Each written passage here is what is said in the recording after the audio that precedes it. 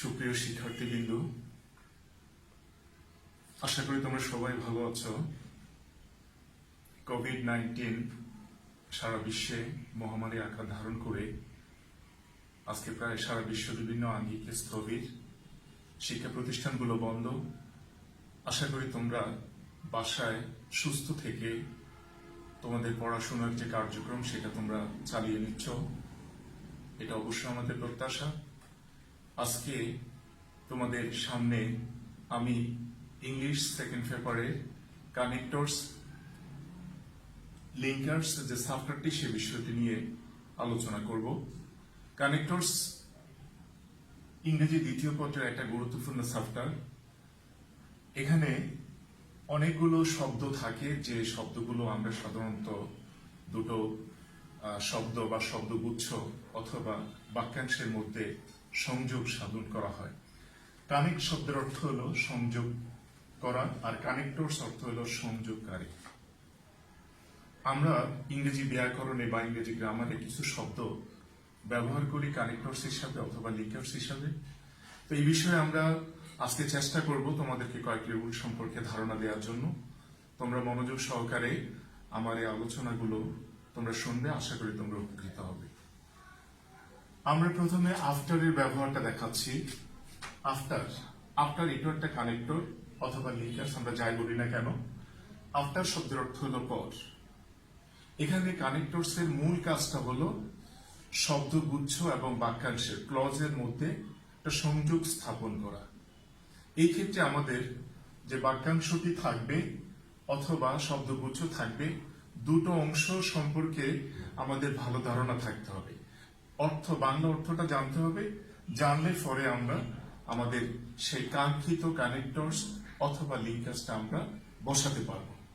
অত্যন্ত সাবধানতা অবলম্বন করতে হবে এখানে আনসারগুলো দেওয়ার ক্ষেত্রে। আফটার শব্দের অর্থ হলো পরে।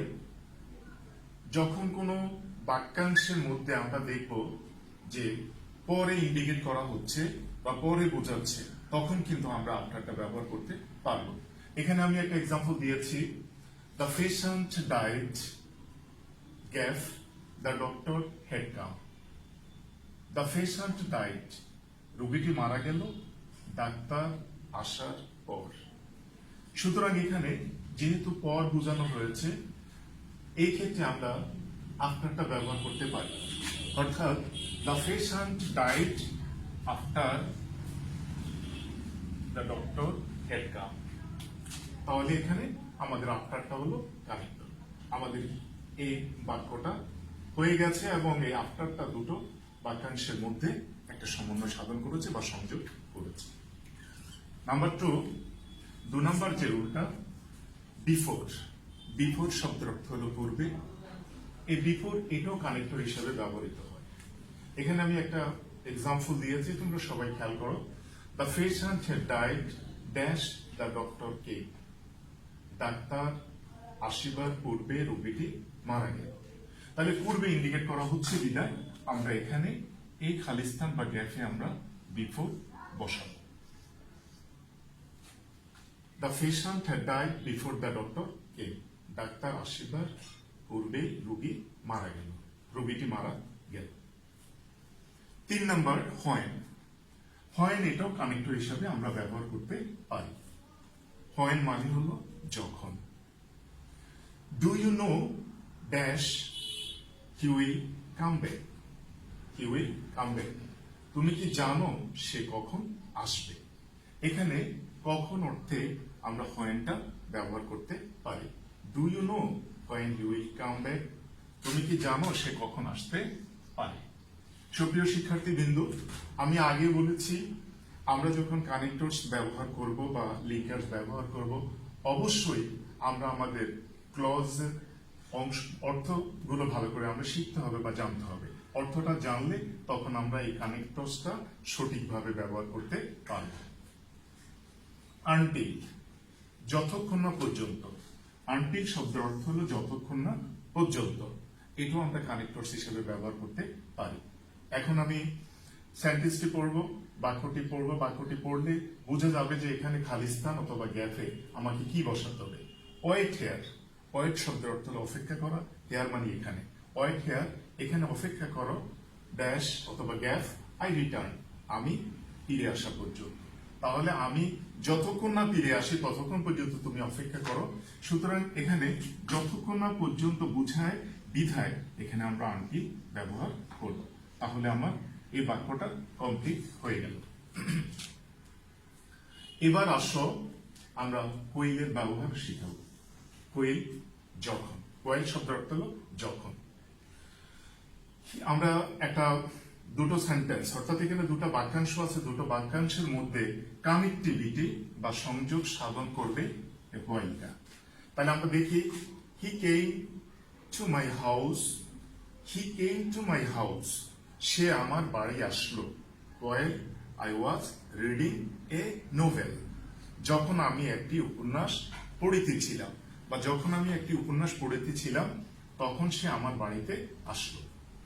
তখন আমরা এই কানেক্টরসটা ব্যবহার করতে পারি। সুপ্রিয় শিক্ষার্থীবৃন্দ, আমি আগেও বলেছি কানেক্টর এবং লিঙ্কার্স যখন আমরা ব্যবহার করব তখন যে বাক্যাংশগুলো থাকবে বা শব্দগুচ্ছগুলো থাকবে, অবশ্যই আমাকে শব্দগুচ্ছ বা বাক্যাংশের বাংলা অর্থটা ভালো করে বুঝতে হবে। বাংলা অর্থটা যখন আমি বুঝবো তখন যে গ্যাপটা থাকবে সেই গ্যাপে আমি সঠিক আনসারটা আমি দিতে পারবো। তাহলে এই ক্ষেত্রে আমাদের অবশ্যই সতর্কতা অবলম্বন করে উত্তরটা দিতে হবে। পরবর্তীতে আসি অ্যাট ফার্স্ট বা ফার্স্ট অফ অল, প্রথমে বা সবার আগে। এই কানেক্টরসটাও মাঝে মাঝে পরীক্ষায় আসে এবং পরীক্ষায় এটা উত্তর দিতে হয়। তো উত্তর দেওয়ার আগে আমরা এগুলোর অর্থ আমাদের শিখতে হবে বা জানতে হবে। এবার চলে এসে আমি বাক্যতে, এখানে খালিস্তান আছে বা গ্যাপ আছে। Dengue virus was identified in Africa. Dengue যে ভাইরাসটা সেটা প্রথম আফ্রিকাতে নির্ণয় করা হয় বা সেটা চিহ্নিত হয় প্রথম আফ্রিকাতে। এখন এই জায়গায় আমরা এখন ব্যবহার করতে পারি যে কোভিড-19, যে করোনা ভাইরাস যেটা আছে, COVID-19 virus was identified in China. চায়নাতে এই কোভিড-19টা প্রথম এটা চিহ্নিত করা হয় বা শনাক্ত করা হয়। তাহলে এখানে আমরা যখন এই বাক্যটি আমরা দেখবো যে dash dengue virus was identified in Africa, তখন আমরা প্রথমে এখানে আমরা লিখে দিব at first. At first dengue virus was identified in Africa. আশা করি তোমরা বিষয়টা বুঝতে পারছো। এরপরে আসো দো, অল দো। এই যে শব্দটা, এই শব্দটাও কিন্তু অনেক ইম্পর্টেন্ট, অনেক গুরুত্বপূর্ণ। পরীক্ষায় কিন্তু এগুলো থেকে কিন্তু আসে, আমরা খেয়াল করতে হবে। দো, অল দো, এটার অর্থ হলো যদিও। দো, অল দো শব্দের অর্থ হলো যদিও। আমরা এখানে আমরা যখন এই বাক্যাংশগুলো পড়বো তখন আমরা দেখবো যে অর্থটা কি দাঁড়ায়। We enjoyed the holiday. Enjoyed অর্থ হলো উপভোগ করলাম। উই এনজয়েড, আমরা উপভোগ করলাম, দ্য হলিডে ছুটির দিন। আমরা ছুটির দিন অনুভব করলাম। পরের যে অংশটুকু আছে, ক্লজটুকু আছে, সেটা হলো ইট রেইনড এ লট। তখন প্রচুর পরিমাণ বৃষ্টি হচ্ছিল। এলট শব্দের অর্থ হলো প্রচুর। এলট শব্দের অর্থ হলো প্রচুর, প্রচুর পরিমাণ বৃষ্টি হচ্ছিল। আমি আবার বলছি, উই এনজয়েড দ্য হলিডেজ, আমরা ছুটির দিনটি উপভোগ করলাম। হ্যাঁ, সঠিক উত্তরটা হবে দো ইট রেইনস এ লট, যদিও প্রচুর বৃষ্টি হচ্ছিল, বৃষ্টির মাঝেও আমরা ছুটিটা উপভোগ করলাম। আশা করি তোমরা বাক্যটি বুঝতে পেরেছ। আমি আবার এই বাক্যটির অর্থটা বলে দিচ্ছি। এনজয়েড দ্য হলিডেজ, আমরা উপভোগ করলাম ছুটির দিন। দো, যদিও, এখানে আমাদের দো লিখতে হবে। দো, দো ইট রেইনড এ লট, যদিও প্রচুর বৃষ্টি হয়েছিল। এরপরে আসো অরের ব্যবহার। অর শব্দের অর্থ হলো অথবা। এখানে আমি দুটো বাক্য লিখেছি এবং এই দুটো বাক্যর যে খালিস্তান আছে সেই খালিস্তানে আমাদের কানেক্টরস হিসাবে অর ব্যবহৃত হবে। প্রথম বাক্যটি আমি বলতেছি ডু অর ডাই।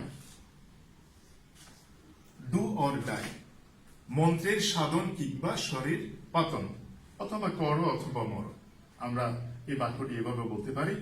এরপরে আসে read or you will fail. Read or you will fail, পড়াশোনা করো অথবা তুমি ফেল করবে বা অকৃতকার্য হবে।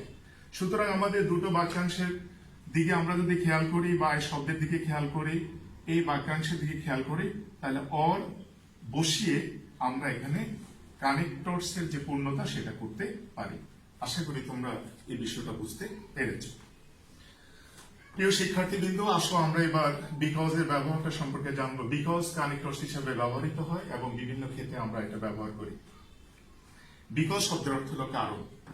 বিকজ শব্দের অর্থ হলো কারণ। আমি এখানে দুটো বাক্যে দুটো অংশ আছে, এই দুটো বাক্যের অংশগুলো পড়ে অর্থটা বুঝে তারপরে আমরা কানেক্টরসটা ব্যবহার করব। যেমন we did not enjoy the day, we did not enjoy the day, আমরা দিনটি উদযাপন করতে পারিনি, উপভোগ করতে পারিনি। We did not enjoy the day gas the weather was very bad, আবহাওয়া খুব খারাপ ছিল। আবহাওয়া খারাপ থাকার কারণে আমরা দিনটি উপভোগ করতে পারিনি। তাহলে এখানে কেন পারিনি, এখানে একটা কারণটা আমরা লিখতে পারি বিকজ, বিকজ কারণ। আমি আবার সেন্টেন্সটি পড়তেছি, we did not enjoy the day, আমরা দিবসটি উদযাপন করতে পারি নাই, পালন করতে পারি নাই, বিকজ কারণ, দ্য ওয়েদার আবহাওয়া ওয়াজ ভেরি ব্যাড, আবহাওয়া খুব খারাপ ছিল।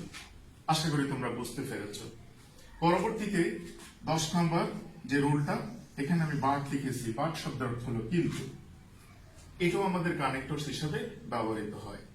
যেমন he is poor dash honest, অথবা he is poor gas honest, এখানে আমরা বাটটা ব্যবহার করতে পারি। হি ইজ পুয়ার, সে গরিব, বাট অনেস্ট, কিন্তু সৎ, কিন্তু সৎ। তাহলে এখানে বাটটা কানেক্টরস হিসাবে ব্যবহৃত হয়েছে, এখানে বাটটা কানেক্টরস হিসাবে ব্যবহৃত হয়েছে। সুপ্রিয় শিক্ষার্থীবৃন্দ, কানেক্টরস এবং লিঙ্কার্স এর অনেকগুলো রুল আছে। আজকে আমরা যে রুলগুলো নিয়ে আলোচনা করেছি, তোমরা এগুলো ভালো করে দেখবে, এগুলো বাসায় প্র্যাকটিস করবে, বাসায় অনুশীলন করবে, এবং তোমরা যখন আরো বেশি করে কানেক্টরস এবং লিঙ্কার্স এর রুলগুলো পড়তে পারবে, যেমন not only, but also, so, so that, হ্যাঁ, এরকম অনেকগুলো রুলস আছে। আমরা পরবর্তীতে এই রুলস গুলো নিয়ে তোমাদের সাথে কথা বলবো, তোমাদের সাথে আলোচনা করব। ইনশাল্লাহ তোমরা ধারাবাহিকভাবে যদি ক্লাসগুলো ফলো করো, ধারাবাহিকভাবে যদি এগুলো শিখো, বাসায় চেষ্টা করো, বা বাসায় যদি তোমার বাবা মা একটু শিক্ষিত থাকে বা ভালো থাকে, অবশ্যই তোমরা ওনাদের সহযোগিতা নিতে পারো। এবং আশা করি তোমরা আজকে যে বিষয়গুলো নিয়ে আলোচনা করেছি তোমরা বুঝতে পেরেছো। ইনশাল্লাহ তোমরা পরবর্তী ক্লাসগুলোতে আরো ভালোভাবে বুঝবে, এটাই আমরা প্রত্যাশা করি। তোমরা সবাই ভালো থাকবে, সুস্থ থাকবে, ভালোভাবে লেখাপড়া করবে, জাতির যাতে কর্ণধার হতে পারো, যাতে আলোকিত সমাজ, একজন আলোকিত সমাজের বাসিন্দা হিসাবে তুমি দেশ এবং সমাজে যাতে একটা সুন্দর ভূমিকা রাখতে পারো, এই প্রত্যাশা রেখে আমি আমার আজকের আলোচনা এখানে শেষ করছি। আল্লাহ হাফেজ।